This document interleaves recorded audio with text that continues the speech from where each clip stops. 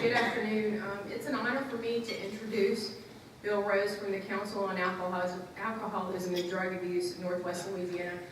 On October 6th of this past year, I celebrated 16 wonderfully sober years.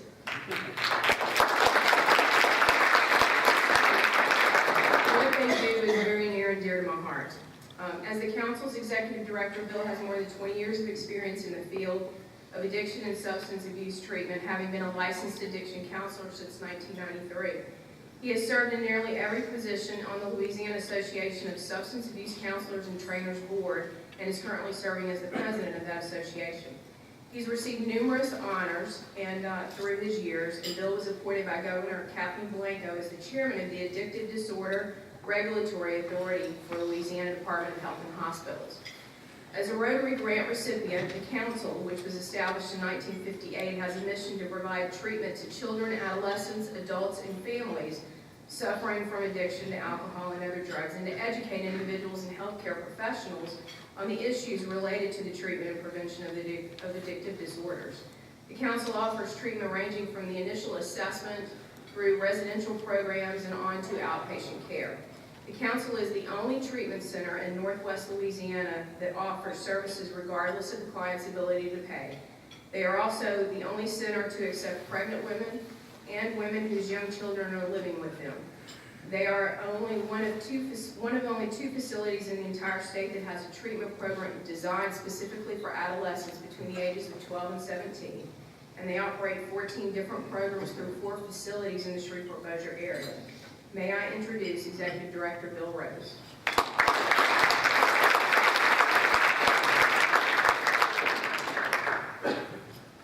Good afternoon. Can you hear me? Thank you, Missy. Actually, Missy did my PowerPoint, so I think we'll just, as a token of our appreciation for the grant, I think we're going to set Jennifer up in the corner to do some substance abuse assessment, so thank you. No, Jennifer, I forgot my clicker. Usually when I'm standing in front of a podium, there's something that always goes wrong, so I did forget my clicker. But today we're going to talk a little bit about CADA and some of the perceptions that's associated with addictions, but also some of the perceptions associated with treatment programs. As Missy said, I'm Bill Rose, the Executive Director, but I'm also a licensed addictions counselor, and this is, I think, a little over 2 years that I've served in a position as Executive Director. In fact, the first time I spoke to Rotary was the first day on my job. Judy Williams told me that I had to present and I didn't know it. So I hope to do a little bit better job this year. But anyway, as Missy said, the Council is a 501c3 nonprofit that's been in this community for almost 56 years providing services at several levels of care, primarily residential programs and outpatient. We do want to talk a little bit about addiction, and I don't want to give you a whole lot of information, but I want to talk a little bit about some of the misperceptions or misconceptions about addiction. You know, when we, and I'll tell you this, I'm going to give you all a personal invitation for tomorrow night at one of our Miracles of Recovery tour, which is 4:30 to 5:30 at a facility downtown Shreveport. It will give you a pretty good insight of what it is that we do. But 3 of the myths that we try to address throughout that tour, we're going to talk about today. The first one is that addicts aren't successful, educated, or driven to succeed, which is absolutely not true. CADA set up shop in 1958 to primarily serve the indigent, uninsured, or underinsured population. Things have significantly changed over the years, and I can tell you that we have treated more physicians, attorneys, professors, and professional people, and have the trained staff that has the ability to do so. So it's not just your street addict or indigent population that we serve. misconception about addiction is that it does not affect families. You know, there's an estimation that about 1.6 children under the age of 18 years old live in households where there's at least one alcoholic parent. The other misconception that we talk about on this specific tour is that children can't be addicts. The average age that adolescents begin to experiment with drugs and alcohol is around the age of 12. Now, I can tell you this because we have all sorts of data to support this. Missy mentioned that she celebrated 16 years of recovery. I think back in July of last year, I celebrated 25 years of continued sobriety. And the onset of my addiction began at the age of 12. So I started experimenting with alcohol and other drugs. But let's move on to some of the risk factors. There are several things, and this is just a few of the risk factors that contribute to substance use disorders. We notice that there's family management problems and or family conflicts, typically favorable attitudes and involvement in the problem behavior by both peers and family. We talk a lot about peer pressure as it relates to adolescents, but we also focus on families and some of their attitudes as it relates to underage drinking. You know, talk to a lot of children that we treat in our programs, and you wouldn't believe how many of their parents allow substance use, you know, nicotine, and also early use of alcohol to take place in the household. Rebelliousness is a risk factor that we talk about. Family friends who engage in the problem, early initiation of the problem behavior, traumatic events and situations, and also poor coping skills. These are some of the commonly abused substances in both the adolescent and the adult population. The ones that we primarily see coming through our outpatient clinic and residential programs are usually going to be alcohol, marijuana, and we've noticed over the last several years an increase in narcotic pain medication, as well as the sedative types of drugs such as Xanax and Valium. Back in 2000, when I originally took over our detox center, about 40% of our population that we treated were addicted to alcohol. The other 40% was addicted to crack cocaine, and the last 20% made of everything else. Probably 60 to 70% of the folks that we're admitting today have some level of narcotic pain medication addiction in both the adolescent and adult population. So it's no longer the street addicts that we're treating for cocaine and heroin addiction. We're treating physicians, we're treating the indigent population, we're treating the working class population for some sort of narcotic pain medication addiction. I did want to show you a few ads. These go way back in the day. You all may have remembered some of these that contribute to early use of substances, primarily cigarettes. These are just some of the ads. This is one that we found interesting, that a child was asking his mother for a cigarette. This one actually like a safer cigarette. And of course, Chesterfield. There's some scientific studies that was done that Chesterfield cigarettes is best for you. We're going to move on to substance use disorder. Now, what I'll tell you is that there are two types of clients that make contact with CADA programs. One type is going to be individuals that primarily are in a use or abuse type of situation. And the other type of folks that we treat are primarily those that we consider having a dependent disorder. But substance use, and not everyone that walks in our doors have a diagnosis of a dependent disorder. But but we treat folks that have this use disorder, and these are some of the things that are associated with use, which during the experimental stage, it's usually that first stage when they begin to experiment with substances.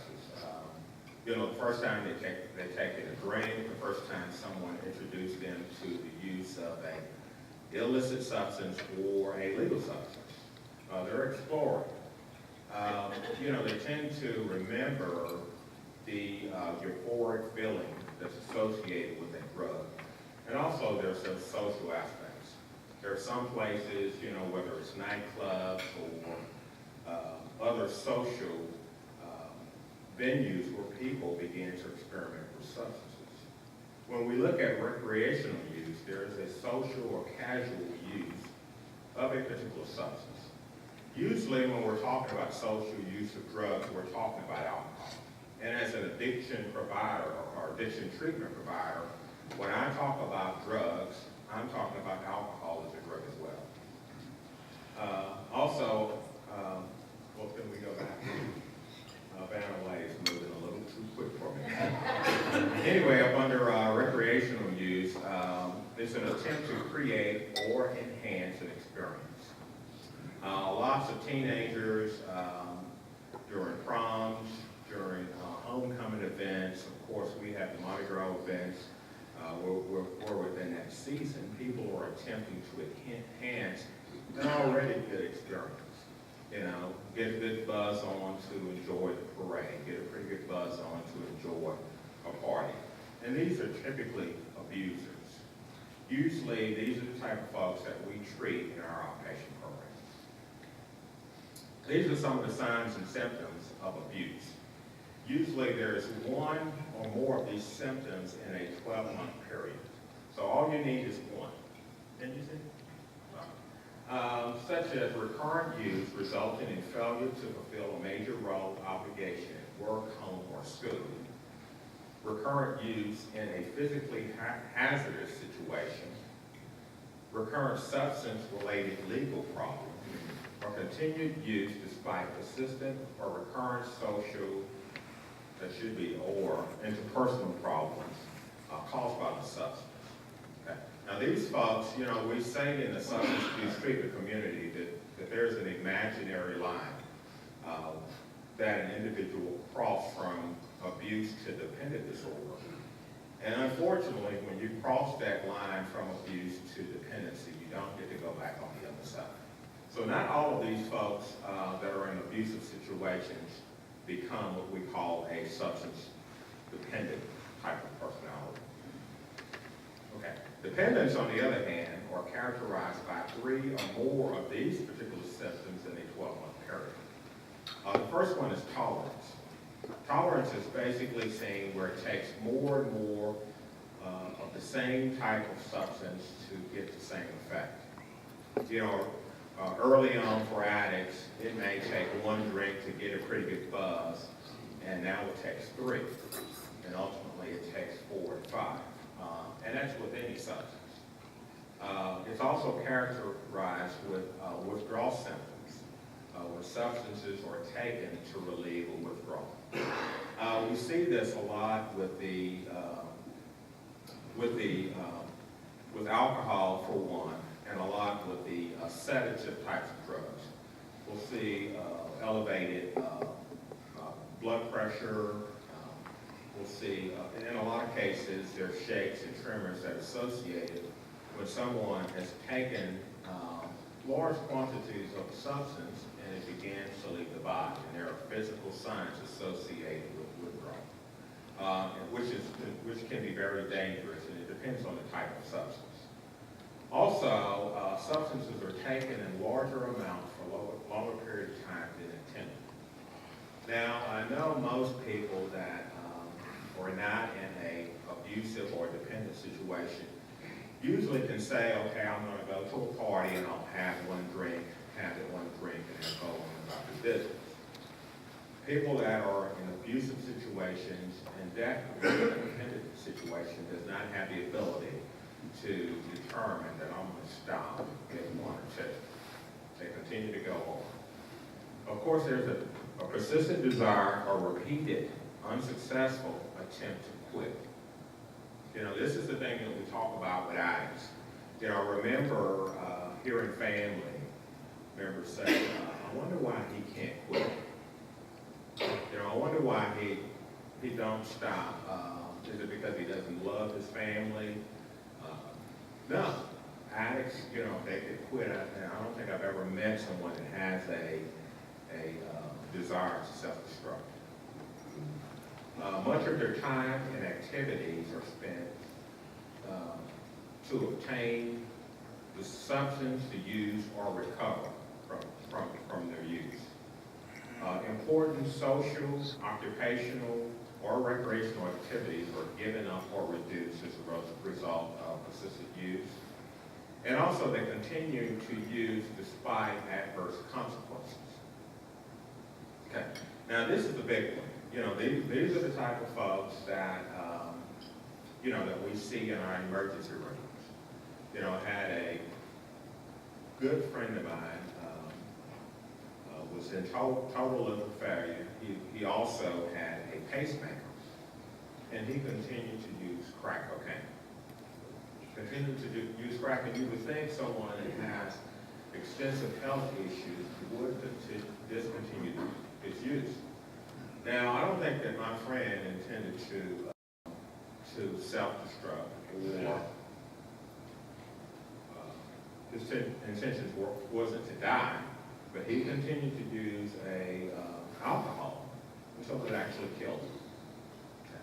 And these are the type of folks that we're treating in our residential programs. You know, the ones that have the dependent disorders, in a lot of cases require some level of detoxification and stabilization. The Council on Alcoholism, what I'd like to tell you is that we have a full continuum of care. You know, starting with the Addiction Recovery Clinic, which is our outpatient clinic that's located on Fairfield Avenue. Some of the things that we're providing in this clinic to deal with those in an abusive situation is some of the early intervention programs. We can provide community education for family members. We can provide education for those that are in drug diversion programs or the DUI education programs. A lot of those folks will go through a 20-hour or in some cases a 100-hour educational program, and they no longer will need our services. We have the ability to provide drug screenings and some outpatient services. An outpatient can be anywhere from 1 to about 8 hours per week. And of course, we just added the intensive outpatient program, which is 9 hours or more per week for those that may not need to be in a residential program. They may be employed, may be in school, and we can provide intensive treatment in an outpatient basis in any of these type of programs. The continuum of care also includes some of our residential services. We have 2 residential, well, basically 3 residential programs. 2 where we provide very intensive types of treatment programs. One I mentioned was our medically assisted detox service, which we just added, is it May? Jennifer says May. Anyway, this year will be 1 year that we've had this program. A lot of you all may have remembered the old program Steps Detox Center, which was a social detox program that served a lot of people in this community. We didn't have the ability to provide any sort of medical services through Steps. So a lot of the folks that I've talked about that have narcotic pain medication or addictions or in a extreme medical situation because of withdrawal, we couldn't treat at Steps. Well, we added this medically assisted detox where we can accommodate those types of addicts, you know, whether they need to be detoxed or not, we can provide the services now. We also have the high-intensity residential treatment services. In this community, there was a program called the Pines Treatment Center that was in the Shrevary area for a long time. The Pines closed their doors about 4 years ago, 3 or 4 years ago, and there wasn't available what we call inpatient services for the residents of this area that didn't have the resources for treatment. We worked out or negotiated with Magellan of Louisiana and also the Office of Behavioral Health to put this piece back into the community, and we operated through our CADA Exposure Treatment Center. We also have a medium residential program for women with children. It's called Family Treatment Center, one of about 3 family programs throughout the state of Louisiana. I think there's one in central Louisiana, and the other one is down in Morgan City, Bayou Vista area. Only 3 programs in the entire state where women can go to the program and take their children. We also take pregnant women into that level of care. And we also have a low intensity program. A lot of you all probably remember the name, the Alcoholism Recovery Center. It's still under the council today, and it's considered a halfway house type of program where we actually provide residential level of care. And the last one is the Housing for the Veterans Recovery Center that's in the Substance Use Disorder Services program of the VA. The VA provides the intensive outpatient treatment. We provide housing, transportation, and some case management. Some of the unique services that are talked about, we can provide treatment for pregnant women. I think we're the only provider that I'm aware of in the entire state that provides substance abuse treatment for pregnant teenagers. We're one of 3 programs where women can come with their children. We're the only one that I know of that will treat a 12-year-old. We've had a number of 12-year-olds in our adolescent residential program. And just, I think in April, it will be 1 year that we open up the CADA School of Addiction and Behavioral Health. We are the only organization in the state of Louisiana that provides its own school where we actually train our staff to be professional counselors. So I am pretty pleased about that. I spent a lot of time doing professional development with clinicians over the last 20 years. And now we can do it in a formalized process that's actually approved through the state's regulatory board. Look at these happy faces. These are some of our success stories.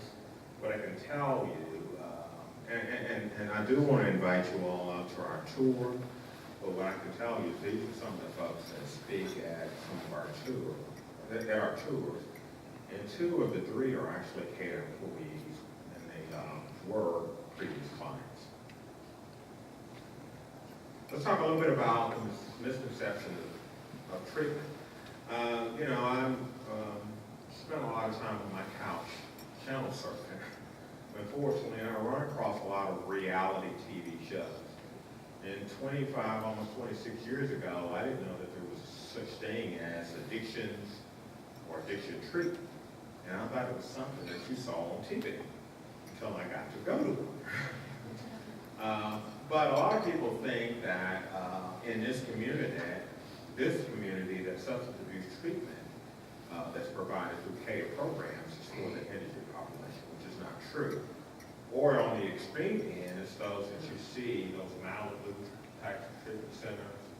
And one day when I grow up, I'll go to work for one of those. But today I'll stay in the nonprofit world. But that is some misconception about treatment. They do have those types of programs. We don't have any here, and we don't really need it. But as far as CADA services, they think that we only treat the indigent population. One of the things that we added a couple of years ago when we became, when we were moved up under the Magellan of Louisiana, now we're under this managed care model, that we began to accept commercial insurance. So for those that have Value Options, Cigna, or Blue Cross, and we're working on quite a few more, we can accept those folks into our program. People think that most addicts that are seeking treatment are using illicit substances. 20 years ago, that was true. Today, most are taking prescription pain medication and alcohol. Okay, alcohol was legal, and most of them had access to a legitimate prescription because of some sort of medical issue. So it's not the old street addicts using illicit drugs. I'll end here when we talk a little bit about some of our standards of care, or excellent standards of care. Let's see, this Friday, 2 weeks ago, this coming Friday, we received our letter that we just was approved for a three-year accreditation through the Commission on Accreditation for Rehabilitation Facilities, which is a big, big thing. You all can clap for us. Well, I can tell you, it's been the toughest 2 years of my entire life. If I would have known it would have been days like that, I would have told Judy, no, I don't want to do that. But anyway, it took a lot of hard work and determination for our staff to go through an accreditation. Usually you'll see accredited facilities, they have one program. We have 15. So it's tough getting most of the 15 programs CARF accredited, which is a gold standard for behavioral health facilities. We have effective treatment that's available through CADA programs. We have the entire continuum of care. So we can do educational-based programs through detox and even some of the lower intensity levels of care. As a clinician, I have personally trained hundreds and hundreds of counselors and at work as a clinician, and all of our folks are regulated through the state's regulatory board. They're actually taught how to provide services for clients in our own school, which makes me extremely proud. We have a number of our employees that have been with the organization for more than 5 years. Can't say that a lot in non-profits. There's usually a pretty big turnover in non-profits. And also, we can treat any Louisiana resident regardless of their ability to pay. Now, because we're up under the Magellan model, they have to be eligible and appropriate for services. So again, I do want to, that's a little bit about what we do and a little bit of what we try to provide with the funding that we get, such as from the generosity provided by this Rotary group. I'll stick around if there's additional questions after the presentation. I do want to reiterate that we have a Miracles of Recovery tour from 4:30 to 5:30 at 525 Crocker Street. I'll invite you all to come out. Thank you. I think Gene Richardson had one quick question. We only have a minute. In reference to what y'all did on your car, please share what was it that y'all did that made y'all stand out from everybody else that's trying to do? Because I think we've got the outpatient and the residential program CARF approved, which means that we were surveyed over 2,100 standards. We only got 19 deficiencies out of 2,100 standards that we were surveyed. Your organization stand out as compared to the others that have gone for it? Well, they don't have me for one. Because it is the first time. We did it the first time. In fact, the surveyor said that for a first-time group that have gone through an accreditation, trying to get as many programs accredited, that he has never seen any program do this on the first attempt. So my guys were awesome. So thank you for board members, Gene and Judy that day.